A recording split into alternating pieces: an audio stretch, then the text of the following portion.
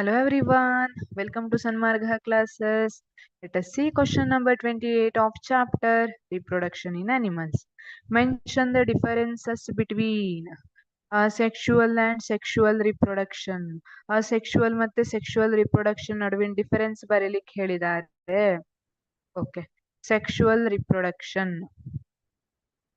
Formation of gametes takes place. ಇಲ್ಲಿ female ಮತ್ತೆ male ಅಂತ ಅಲ್ವಾ, ಫೀಮೇಲ್ ಗ್ಯಾಮೆಟ್ಸ್ ಮತ್ತೆ ಮೇಲ್ ಗ್ಯಾಮೆಟ್ಸ್ ಇರುತ್ತೆ. Formation of gametes takes place. Versus asexual reproduction here no gametes are involved ಅಲ್ವಾ, ಇಲ್ಲಿ ಯಾವುದೇ ರೀತಿ ಗ್ಯಾಮೆಟ್ಸ್ ಇರೋದಿಲ್ಲ. ಸೆಕೆಂಡ್ ಒನ್ ಬಂದ್ರೆ ನಾವೀಗ ವೇರಿಯೇಷನ್ಸ್ ಈಸ್ ಪ್ರೆಸೆಂಟ್.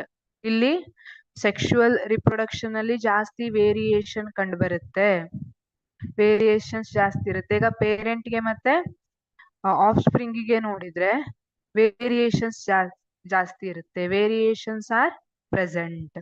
ಹೌದಾ, ಈಗ ನೀವು ಸೆಕ್ಷುವಲ್ ರಿಪ್ರೊಡಕ್ಷನ್ ಅಲ್ಲಿ ನೋಡಿದ್ರೆ ಪೇರೆಂಟ್ ಮತ್ತೆ ಆಫ್ ಸ್ಪ್ರಿಂಗಿಗೆ ಬೇಕಾದಷ್ಟು ಡಿಫರೆನ್ಸಸ್ ಅನ್ನ ನೋಡಿರ್ತೀರಿ, ಅದನ್ನೇ ವೇರಿಯೇಷನ್ಸ್ ಅಂತ ಕರೀತಾರೆ.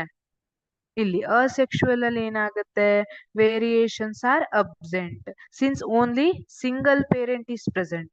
ಒಂದೇ ಪೇರೆಂಟ್ ಇರೋದಕ್ಕೆ ವೇರಿಯೇಷನ್ಸ್ ಆರ್ ಅಬ್ಸೆಂಟ್. ಈಗ ನೋಡಿ ಅಮೀಬಾದಲ್ಲಿ ನೋಡಿದ್ರೆ ಫಿಷನ್ ಆಗುತ್ತೆ ಅಲ್ವಾ, ಬೈನರಿ ಫಿಷನ್. ಸಿಂಗಲ್ ಮದರ್ ಇರೋ ಅಮೀಬಾ, ಮದರ್ ಸೆಲ್ ಇಂದ daughter cell, 2 daughter cells split ಆಗಿರುತ್ತೆ. ಸೊ ಪೇರೆಂಟ್ ಅಮೀಬಾದಲ್ಲಿ ಏನಿತ್ತಲ್ಲ ಕ್ಯಾರೆಕ್ಟರಿಸ್ಟಿಕ್ಸ್, ಮ್ಯಾಕ್ಸಿಮಮ್ ಆ ಡಾಟರ್ ಸೆಲ್ ಅಲ್ಲಿ ಅದೇ ಬಂದಿರುತ್ತೆ. ಬಟ್ ಇಲ್ಲಿ ಫಿಮೇಲ್ ಮತ್ತೆ ಮೇಲ್ ಅಂತ ಎರಡು ಪೇರೆಂಟ್ಸ್ ಇರೋದಕ್ಕೆ ಏನಾಗುತ್ತೆ, ಎರಡರದ್ದು ಕ್ಯಾರೆಕ್ಟರಿಸ್ಟಿಕ್ಸ್ ಸೇರಿರುತ್ತೆ. ಸೊ ವೇರಿಯೇಷನ್ಸ್ ಜಾಸ್ತಿ ಪಾಸಿಬಲ್ ಇರುತ್ತೆ. ಆಮೇಲೆ male and female parents are presents are needed.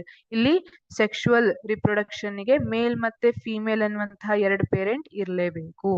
ಅದೇ ನಾವು ಅಸೆಕ್ಷುವಲ್ ನೋಡಿದ್ರೆ only one parent is enough ಅಲ್ವಾ, just one parent is enough ಅಂತ ಹೇಳ್ತೀವಿ.